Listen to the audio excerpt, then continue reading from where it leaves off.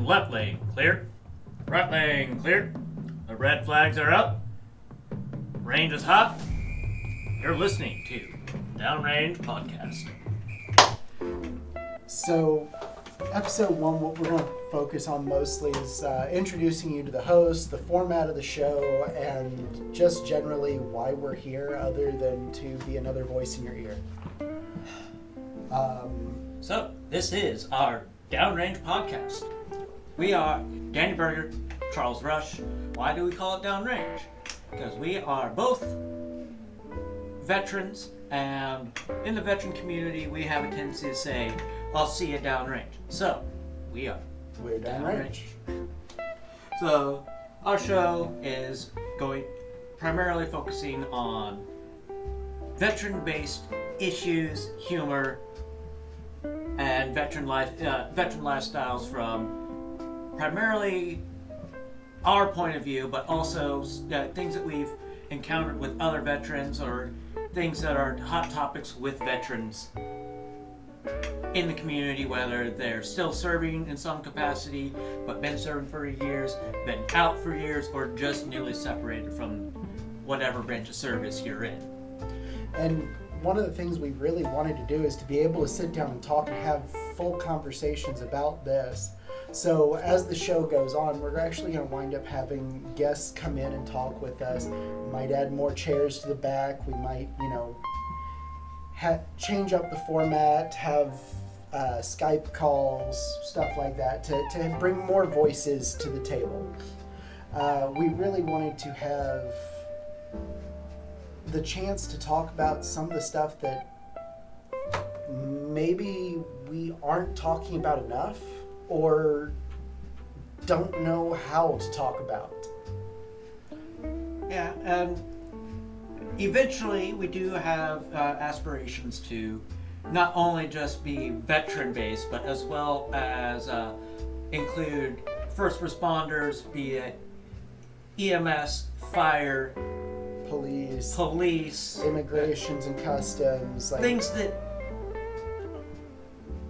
basically all your public service type personnel who tend to be glossed over and deal with a lot of things that go unnoticed by the majority of the people, whether that be issues with pay, issues with doing really, really complex things with not a whole lot of equipment, or equipment that could be in need of a major overhaul. equipment that's been in use since the time of the dinosaurs.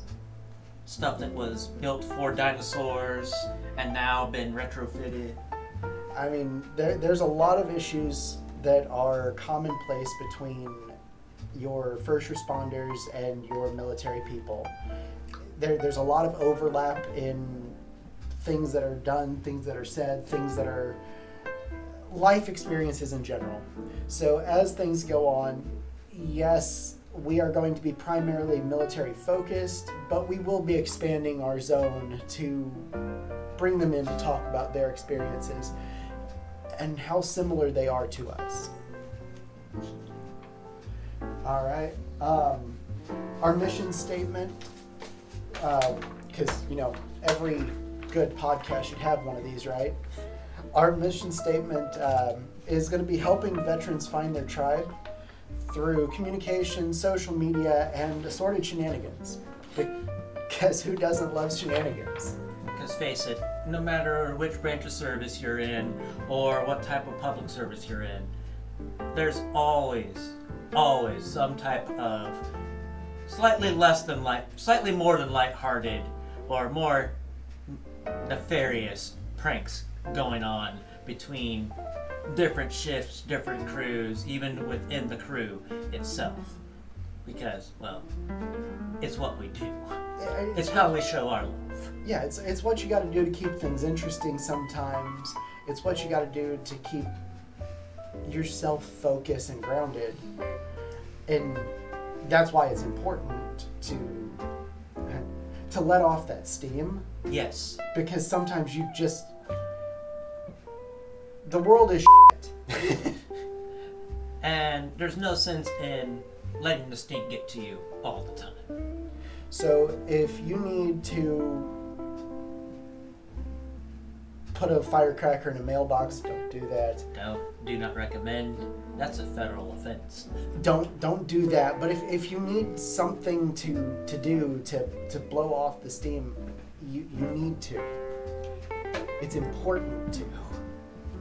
Yes. Sometimes you just gotta put a whoopee cushion underneath your commander's seat. But anyway, so in a nutshell, that's our mission. So now that we have that out of the way, we'll go ahead and give more about ourselves. Danny, I'll let you start this off. All right, well, I'm Danny Berger. I was Air National Guard out of the Washington, D.C., 113th Air Maintenance Squadron. I was a crew chief on the F-16. I think I served 4.5 years out of my 6-year contract before I was medically discharged. I'm probably one of the few people that you're ever going to meet who survived being hit by a plane. Not just a plane. The missile on the wingtip of the plane. Yes. Straight to the back of the head. Which is what gave me this charming personality. I think we need to redo that incident. Other than that, it's been I've been out since 2014 and I have been working on ways to get myself more involved in the veteran community. I've tried to join various groups, which we'll get more into this later, but I've joined the Air National Guard. Damn. I've joined like the DAV, I've joined the VFW halls, and I was never able to feel like I was something among them. Like, I knew I was a member, I knew I was there, but I never felt like I contributed anything to those communities until I started finding a community of my own in veterans that I would meet and have coffee with and discussions with. So largely for me, that's one of the big reasons why we did this show, was this idea of finding our community, and if not finding it, creating it. Find your weirdness. Be weird. Everybody's weird. It's all about being proud of your weird. So, I'm Charles. Let's see. I'm an Army National Guardsman. Specifically, I'm a medic. Have been for 13 years now. How the time has flown. It feels like yesterday.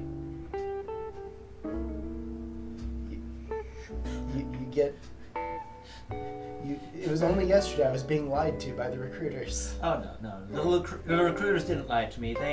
I came in there with a sole mission, and they're like, "You sure you just want to do this?" Like, I'll save the ASVAB story for another time, but let's just say I may or may not have still been drunk when I took my ASVAB. So, I decided to join because I was faffing around the local community college for a number of years, and it got to the point where professors who only had one of my parents as a student were asking me how things were going with my family and everything, and I was on a first name basis with these people because I was on campus so much, so long. Then I went off to a major university, didn't get into the program I wanted to, didn't get into the Air Force ROTC program. Yeah, I'm still a little salty about that. They were I have my opinions, but that's another episode. Carrying on, I didn't get into any of the programs I wanted to, didn't get into the school I wanted to, so I decided my life was going on a downhill slope because the saw was not going to be a good way to go. Like, a proto format for Breaking Bad. If you understand that, you understand. If not, go watch Breaking Bad. It's not bad. Then come back here. We'll wait. Yeah, we'll still be here. Hopefully. Anywho, I decided to use the military to kind of run away from my problems for a little bit, get some money under my belt, and possibly gain some skills, hopefully. Or, figure out, hey, not for me. Lo and behold, I found out, hey, I'm good at this. 13 years later. Still good at it. So now I'm an instructor, teaching the skills validations for other military medics for the lovely state I'm in. Not panic, just physical state. Humor. It's important. So, yeah, still in, haven't left, probably going to be in until some major who's the grandkid of somebody I served realizes who I am, like, dude, you need to go. Get out. Please. So I joined up because it seemed like a good idea to run away from my problems, but we'll touch more on that. That's a whole other level of stories within itself. That's a level of openness that I'm not sure we're ready for Yeah, yet. no. We're at the coffee. Let's get coffee together phase. That seems like we're getting curtains and moving in together conversation. So that's more about me. Been in, again, 13 years, currently staff sergeant, working on getting into furthering my education, working as a paramedic right now, so. There you go. Well, I guess I didn't add the why I joined to my part. I wish I could say I did it for me. At the time I joined, it had never been something that I was against. I had attempted to join once before. Things just fell through. Between my irritable bowel syndrome that my doctor said I had when I was 13, and my father being in a motorcycle wreck and going into a tree the day I was in a recruiting office, I just never got in until 2010. So we joined up around the same time. Yeah, right about the same time. Good old troop surge. Those that know. But for me, at that time, I was dating this one girl, and she very much a uniform chaser type person. And she's like, well, you're not finding a really good job out here. How about you join the military? And my father's always pro-military, pro-get there, they'll pay for your college. Hard-charging Marine type. And y'all probably meet my dad on one occasion. Downrange. But largely I joined in 2010 because of the pushings of both of these people in my life. And I'm not going to say that I regret joining. I don't. I regret the reasons why I joined. If I had it to do over again, I would join for me instead. Anyway, so I didn't touch on why. I touched on why I joined, but yes, I did join up for myself because selfish reasons and running away from problems rather than confronting them, which military teaches you to confront your problems. Irony there. Ran away from my problems to learn how to confront them. It's a lesson you learn along the way. Those are important. Yes, they are. But Downrange is going to be a place that we can come and have these conversations and talk about our feelings. No, talk about. Well, you're getting a little too into the mental health category there. Yeah, I'm not a qualified mental health person. I am in need of a qualified mental health person. If you are a mental health person, please reach out. So, Now that we know who we are and what we are, how did we get here? Well, we drove, but Don't make me take my shoe off.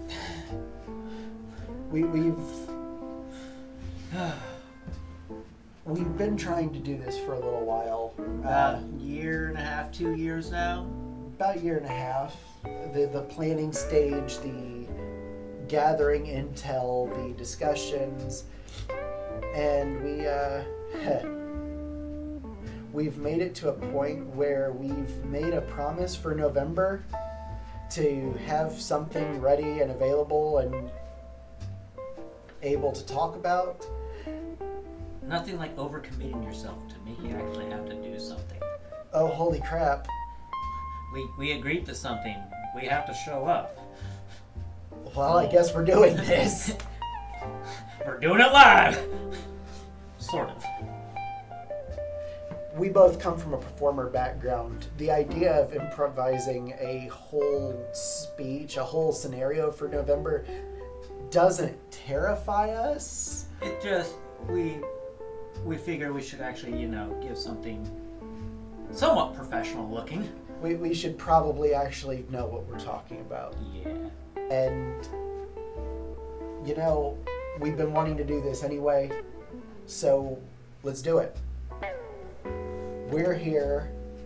You're here. Let's go ahead and have a podcast. Let's see. He shared his stories of, yes, we both have come from performance backgrounds, improv performance mostly. So, up until about 2014, I've always had this, I kind of like being in front of people, but I don't like being in front of people without knowing what I'm doing. So I kind of just never got in front of people. While I was in college, a buddy of mine said I should learn how to juggle. So I taught myself how to juggle. Then I joined the military. There's a couple fun stories involving juggling while in basic and AIT. Another time.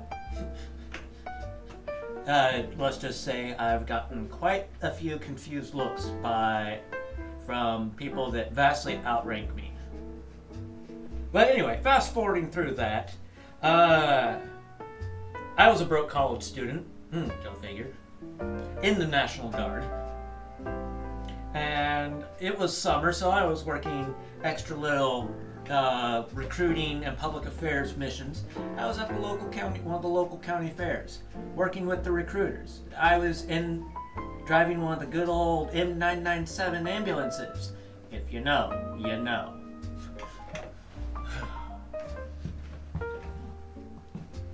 Anyway, so I was working there. They had the fun little climbing wall out there.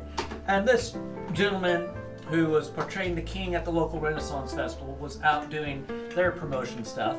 He himself was a Marine Corps veteran, and he knew how to draw a crowd as the Renaissance Festival king.